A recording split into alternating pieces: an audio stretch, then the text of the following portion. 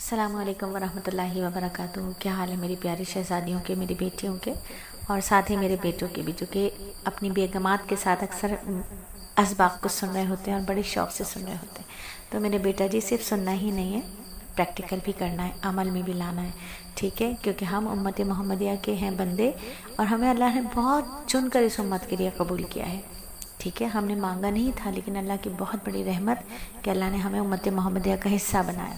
تو اللہ نے ہمیں چنا ہے، تمام عالم میں سے، تمام قوموں میں سے، تمام امتوں میں سے ہمیں چن کر اللہ نے اپنی محبوب کی امت میں داخل فرمایا۔ تو میرے شہزادوں، میری شہزادیوں، اپنے کام کو، اپنے منصب کو، اپنے رتبے کو پہچانو۔ ہم امت محمدیہ کا حصہ ہیں۔ تو میرے نبی نے اپنی خواتین اسلام سے جو باتیں کی، ان میں سے ایک بات یہ بھی تھی کہ آپ صلی اللہ علیہ وآلہ وسلم نے ارشاد فرمایا، جس کو یہ خوشی ہو کہ اس کی دعا اللہ تعالیٰ سختیوں کے زمانے میں قبول فرمائے، اس کو یہ چاہیے کہ خوشحالی کے زمانے میں کثرت سے دعا کیا کرے۔ یعنی جب خوشی کا وقت ہو، شکر کے لمحات ہو، اس میں خوب خوب دعا کریں، شکر ادا کریں اللہ کا، کہ اللہ تعالیٰ پھر سختیوں کے زمانے میں بھی اس کو خوشحالی ہی عطا فرماتے ہیں۔ اور بچوں کو اپنے نصیحت کر دیجئے، آپ میرے بچے ہیں، میں آپ کو کرتی ہوں، اور آپ اپنے بچوں کو آگے اس نصیحت کو بڑھا دیجئے کہ نبی صلی اللہ علیہ وآلہ وسلم نے ارشاد فرمایا، کیا تمہیں وہ عمل نہ بتاؤں جن کے بجا لانے سے اللہ تعالیٰ خطاؤں کو معاف کرتے ہیں اور نیکیوں میں اضافہ فرماتے ہیں؟ وہ ہیں دل کی گندگی کے باوجود مکمل طریقے سے وضو کرنا، دل کی ناپسندیدگی کے باوجود مکمل طریقے سے وضو کرنا، مسجد کی طرف زیادہ قدم چل کر جانا، ایک نماز پڑھ لینے کے بعد دوسرے کے انتظار میں رہنا، بس یہی تمہارا رباط ہے، یعنی تمہارا رباط ہے، بس یہی تمہارا رباط ہے۔ رباط جہاد فی سبیل اللہ پر مبنی اصطلاح ہے، یعنی جہاد فی سبیل اللہ کے لیے نکلنا۔ تو مومن جو ہے نا، جب نیکیوں کی طرف بڑھتا ہے تو شیطان نفس اس کو بہت برقلانے کی کوشش کرتے ہیں۔ تو برائی سے نیکی کی طرف جانا بھی ایک طریقے کی ہجرت اور جہاد ہے۔ تو عبادت کی نیت سے اپنے آپ کو روک کے رکھنا، گناہوں سے روک کر رکھنا، لایانی سے روک کر رکھنا، اس طرح کا عبادت بڑے اجر و ثواب کا باعث ہے۔ اس لیے ترغیب دلائی گئی کہ اگر یہ اللہ کے راستے میں ایک دن بھی ہوتا تو دنیا مافیہ سے بہتر ہوتا۔ دنیا اور اس کے اندر جو کچھ ہے، اللہ کے راستے میں ایک دن وہ ہونا تو وہ دنیا اور اس کے اندر جو کچھ ہے اس سے کہیں زیادہ بہتر ہے۔ اور نبی صلی اللہ علیہ وآلہ وسلم کے 3 اہم حقوق ہیں۔ آپ صلی اللہ علیہ وآلہ وسلم کے حقوق تو بے شمار ہیں نا، بے شمار ہیں، آپ کا حق بہت ہے، اور ہمارے فرائض بھی انگنت ہیں۔ تو اگر ان کو سمویا جائے نا تو 3 قسموں میں سمویا جا سکتا ہے۔ پہلا حق تو آپ صلی اللہ علیہ وآلہ وسلم کا یہ ہے کہ آپ کی ذات مقدسہ سے محبت ہونی چاہیے اور بکثرت ہونی چاہیے، محبت ہونی چاہیے اور بکثرت ہونی چاہیے۔ خود حدیث پاک میں آتا ہے کہ تم میں سے کوئی شخص مومن کہلانے کا حق نہیں رکھتا، مومن کہلانے کا حق نہیں رکھتا جب تک میری محبت اس کے دل میں، اس کے ماں باپ، اس کے اولاد، سب انسانوں سے زیادہ نہ ہو جائے۔ نبی پاک صلی اللہ علیہ وآلہ وسلم کی ذات مقدسہ سے محبت ہونی چاہیے۔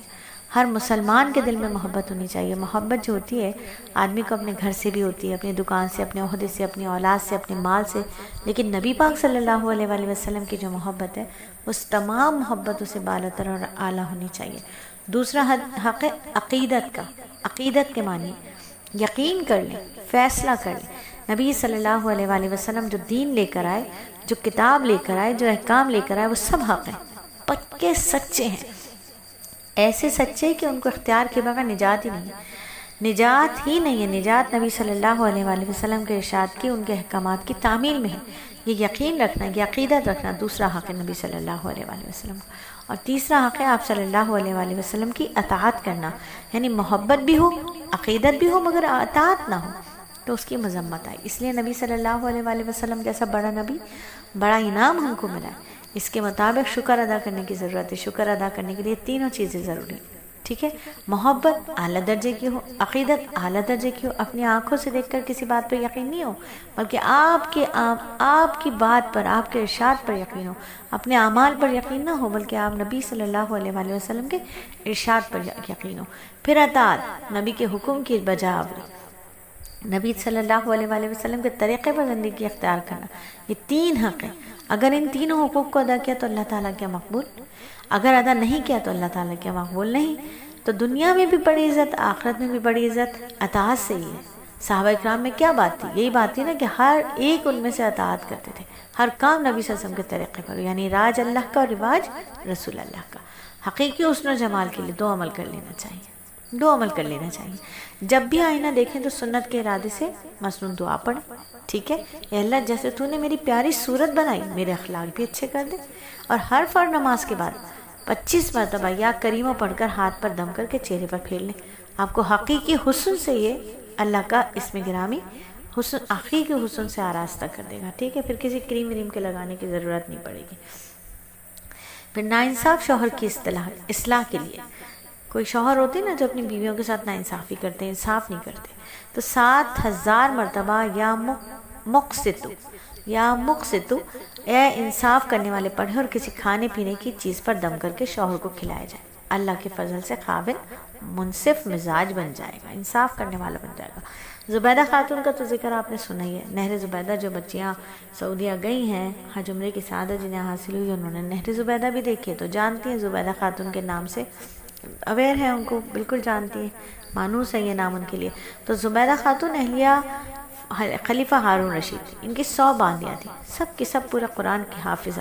ان کے علاوہ بعض باندیوں کو کچھ نہ کچھ حصہ جو تھا وہ حفظ تھا.